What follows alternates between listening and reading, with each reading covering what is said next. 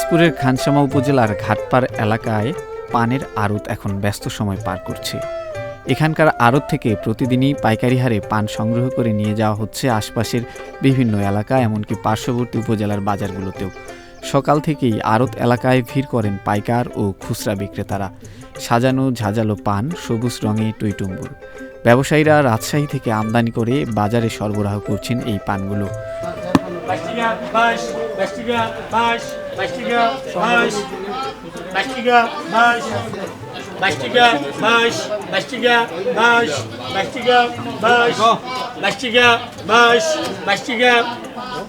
আড়তদারদের একজন জানান, বিক্রি নাই, পাইকার নাই, বাজার খারাপ, মানে কোনো মূল্য নাই, বেচা বিক্রি নাই।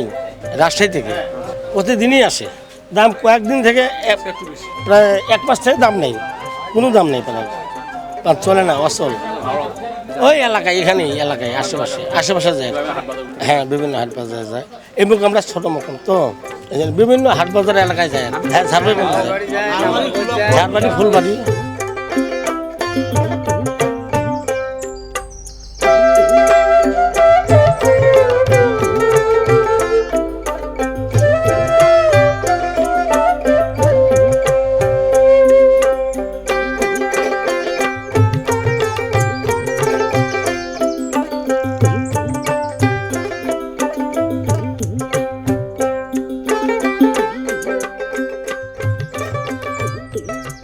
সাম্প্রতিক সময়ে টানা বৃষ্টির কারণে পান খেতে পানি জমেছে, যার প্রভাব পড়েছে গুণমানে।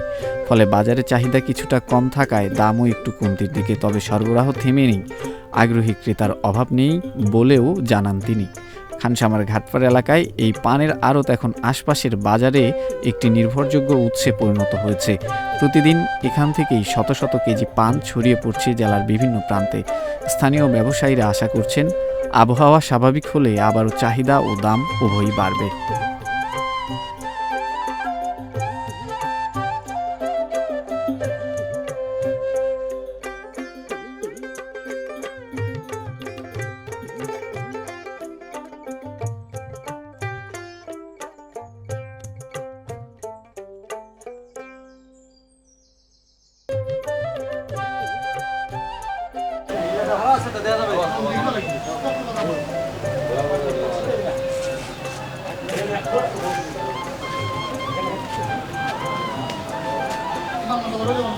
Sit